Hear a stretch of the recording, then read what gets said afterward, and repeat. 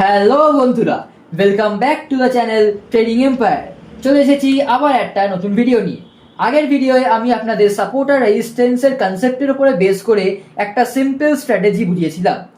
আজকে সেই স্ট্র্যাটেজির কিছু লাইভ এক্সাম্পল আমি আপনাদের সামনে দেখাবো। তো ভিডিওটা দেরি না করে শুরু করা যাক। Can I be your superhero?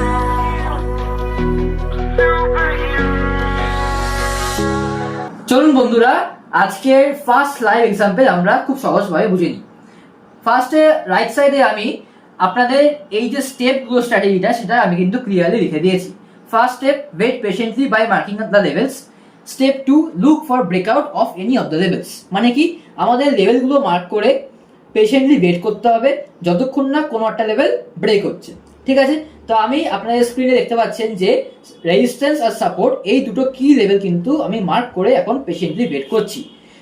যখন ব্রেকআউট দেবে যে কোনো একটা সাইডে তখনই কিন্তু আমি রিয়াক্ট করব। তার আগে কিন্তু আমি কোনো রকম ভাবে কিন্তু কোনো অ্যাকশন নেব না, আমি ওয়েট করে যাবো। ঠিক আছে, তো চলুন এবার ট্রেডটা প্লে করি আমরা। দেখুন, আমরা দেখতে পাচ্ছি যে সাপোর্টটা কিন্তু ইমিডিয়েটলি প্রাইস ব্রেক করেছে। এবার আমি একটু বলে নেবো ইন্ডিকেটারের কথা। আমি সব এগুলো আগের ভিডিওয়ে বুঝিয়েছিলাম, কিন্তু আপনারা যদি না দেখে থাকেন ভিডিওটা আমি ডেসক্রিপশনে লিঙ্ক দিয়ে দেবো, আপনারা দেখে নেবেন। তারপরে এই ভিডিওটা আপনারা দেখতে আসবেন, তাহলে আপনাদের বুঝতে অনেক সুবিধা হবে। কিন্তু ফর দ্য টাইম বিং দেখুন, আমি বলেছিলাম যে ভলিউম কিন্তু অনেক হাই হতে হবে। মানে যেই ক্যান্ডেলটা ব্রেকআউট দেবে সেই ক্যান্ডেলের ভলিউম কিন্তু অনেক হাই হতে হবে। এটা কিন্তু মানে একটা মাস্ট রিকোয়ার্ড। ঠিক আছে, মাস্ট রিকোয়ার্ড প্রপার্টি। এটা না হলে কিন্তু আমরা এন্টার করতে পারবো না।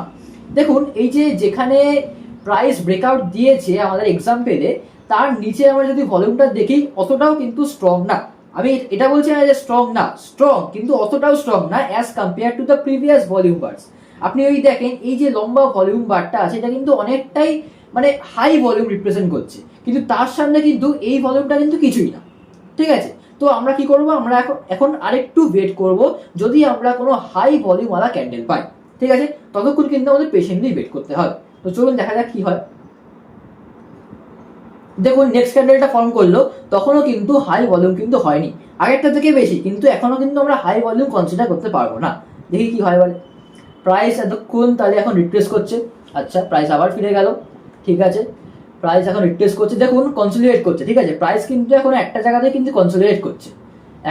এখন অবধি কিন্তু আমরা কোনো রিয়্যাক্ট করবো না, কারণ প্রাইস এখন কনসলিডেশন ফেজে কিন্তু এখন আছে। দেখা যাক কি হয়। আচ্ছা, দেখুন প্রাইস কিন্তু আবার ব্রেক দিয়েছে, বাট ভলিউম কিন্তু এবারে অনেক লো।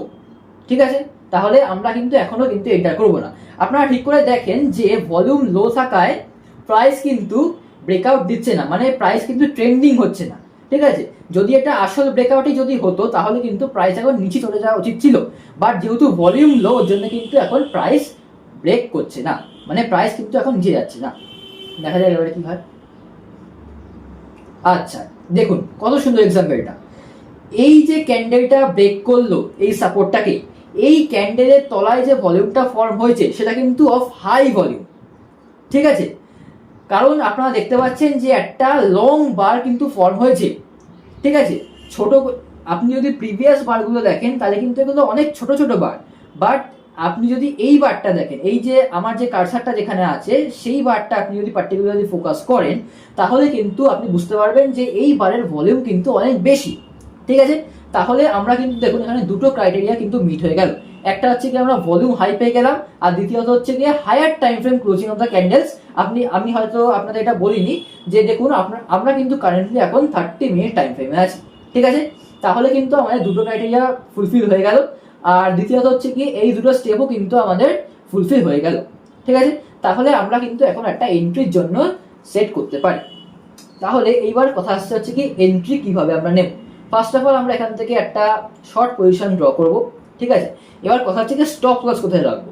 দেখুন, আমি বলবো আপনাদের স্টপ লসটা আপনারা সুইং হাই, এই যে সুইং হাইটা হচ্ছে কি এইটা, এই সুইং হাইয়ের উপরে আপনারা রাখবেন। সুইং হাইয়ের উপরে আপনারা যদি একটু বেশি রিস্ক করতে পারেন তাহলে আপনারা সেভাবে লট সাইজ নিয়ে সুইং হাইয়ের একটু উপরে রাখবেন। ঠিক আছে, তাহলে আপনাদের রিস্কটা কিন্তু আর একটু কমে যাবে। আর আপনারা টিপি সিম্পল 1:2 রাখবেন, তার বেশি কিন্তু আপনারা রাখবেন না। We will not be greedy, আমাদের টিপি কিন্তু সিম্পল 1:2 হবে। ঠিক আছে, তো এখানে আমি 1:2 টিপি টার্গেট সেট করে দিয়েছি। এবার ট্রেডটা প্লে করা যাক, দেখা যাক কি হয়। দেখুন এখন অবধি কিন্তু আমাদের ট্রেড ফেভারেই আছে, দেখা যাক কি হয়। টিপি হিট, ঠিক আছে।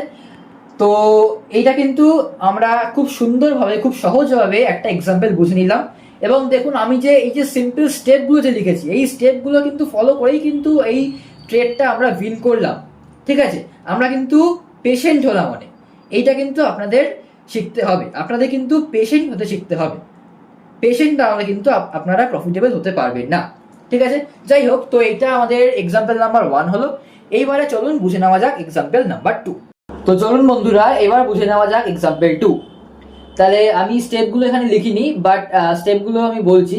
ফার্স্ট স্টেপ হচ্ছে কি, আমাদের কি লেভেলগুলো মার্ক করে তারপর পেশেন্টলি ওয়েট করতে হবে, যেটা আমরা অলরেডি করে নিয়েছি। আমরা রেজিস্ট্যান্স আর সাপোর্ট যেগুলো আমাদের কি লেভেল আমরা অলরেডি মার্ক করে নিয়েছি। এবারে আমরা পেশেন্টলি ওয়েট করব কখন আমাদের একটা লেভেল ব্রেকআউট দেবে, ঠিক আছে। হয় রেজিস্ট্যান্স ব্রেকআউট দেবে, নয় সাপোর্ট ব্রেকআউট দেবে, ঠিক আছে। তো চলুন এবারে ওয়েট করা যাক। আচ্ছা দেখুন এখানে কি হলো, এখানে কিন্তু আমরা দেখছি যে রেজিস্ট্যান্সে ব্রেকআউট দিয়েছে, ঠিক আছে। কিন্তু আমরা এই দেখি ভলিউমের দিকে, আমাদের দুটো ক্রাইটেরিয়া আছে, একটা ভলিউম, একটা আছে হায়ার টাইম ফ্রেম ক্যান্ডেল, ঠিক আছে। তাহলে আমরা এখন 30 মিনিট টাইম ফ্রেমে আছি, তাহলে একটা ক্রাইটেরিয়া আমাদের ফুলফিল হয়েছে। Now we come to the second criteria which is volume, ঠিক আছে। এটা কিন্তু একটা খুব ইম্পর্টেন্ট ক্রাইটেরিয়া। দেখুন এইখানে যে ক্যান্ডেলটা ব্রেকআউট দিয়েছে সেটা ভলিউম আছে, বাট আগের মানে আগের থেকে কিন্তু অল্প, মানে আগের যেমন এই যে রেড ক্যান্ডেলটা দেখুন যেখানে আমার কারসারটা আছে, এইটা কিন্তু অনেক হাই ভলিউম। এরকম ভলিউম যদি ফর্ম করে তাহলে কিন্তু আমি একদম কনফিডেন্ট হব, ঠিক আছে। বাট এই ক্যান্ডেলটা আমি যদি দেখি, বা মানে এই বারটা আমি যদি দেখি, এটাও হাই ভলিউম, আগেরটা থেকে উঁচু, বাট আপনি যদি এই বারের কম্পারিজনে আপনি যদি দেখেন তাহলে কিন্তু অতটা উঁচু না, ঠিক আছে। তাহলে আমি দেখি, আপনারা চাইলে এন্টার করতে পারেন, বাট আমি যেহেতু পেশেন্ট ওর জন্য আমি আরেকটু ওয়েট করবো, ঠিক আছে। তো দেখা যাক কি হয়। আচ্ছা প্রাইস ওয়েট টেস্ট করলো, আচ্ছা আচ্ছা এই তো চলে এসছে। তো দেখুন এইবারে এইখানে যে ক্যান্ডেলটা ফর্ম করেছে, খুব ভালো করে দেখবেন, ঠিক আছে। এইখানে যে ক্যান্ডেলটা ফর্ম করেছে এইটার ভলিউম কিন্তু অনেক বেশি, ঠিক আছে। আপনি যদি দেখেন ক্যান্ডেলের সাইজটা অনেক বেশি, মানে ক্যান্ডেলটা কিন্তু অনেক মোমেন্টাম আছে ক্যান্ডেলের মধ্যে, ঠিক আছে। প্লাস আপনি যদি ভলিউমের দিকে লক্ষ্য করে দেখেন তাহলে কিন্তু ভলিউম কিন্তু এর অনেক বেশি। আর প্লাস আগেও দেখেন, আপনি যদি এই ক্যান্ডেলটা দেখেন, যে red hammer inverted hammer stick ক্যান্ডেলটা আপনি যদি দেখেন, এর ভলিউম কিন্তু অনেক বেশি, ঠিক আছে। তাহলে আমি এখন বুঝতে পারছি যে বায়ার্সরা স্ট্রংলি স্টেপ ইন করেছে, ঠিক আছে। মানে এই মোমেন্টামটা কিন্তু উইক না, ঠিক আছে। তাহলে আমি কিন্তু এখান থেকে একটা ট্রেডের জন্য এন্টার করতে পারি, ঠিক আছে। তাহলে আমি এবারে কি করে এন্টার করবো, ফার্স্টে আমি এইখানে এন্টার করবো, এইখানে এন্টার করে এবার আমি চলে যাবো হচ্ছে কি 1 মিনিট টাইম ফ্রেমে। এই কারণে, কারণ এই ক্যান্ডেলটা অনেক হিউজ, ঠিক আছে। আমাকে স্টপ লস সেট করতে হবে। স্টপ লস সেট করার জন্য কি করবো, দেখুন ফার্স্টে আমি এন্টার করবো হচ্ছে কি এই ক্যান্ডেলটায়, ঠিক আছে। ফার্স্টে বলা হয়ে গেল। এবার আসতে হচ্ছে কি আমাদের স্টপ লসের ব্যাপারে। স্টপ লস আমি দেবো কোথায়, স্টপ লস দেবো হচ্ছে কি আমি এই সুইং লোর নিচে, আর আমি টার্গেট রাখবো হচ্ছে কি 1:2, ঠিক আছে। তার মানে দেখুন আমি কিন্তু স্টপ লস সেট করছি কিন্তু বারবার 1:2, স্টপ লস সেট করছি আমি সুইং লোড নিচে, আর আমি টিপি সেট করছি 1:2, ঠিক আছে। তো দেখি এবারে ট্রেডটা প্লে করা যাক কি হয় দেখি। তো এখন অবধি আমাদের ফেভারে যায়নি, এখন ফেভারে যাচ্ছে আবার। দেখা যাক কি করা যায়। আপনাকে কিন্তু খুব পেশেন্টলি ওয়েট করতে হবে, মানে ফিয়ার অফ মিসিং আউট হলে কিন্তু একদমই হবে না।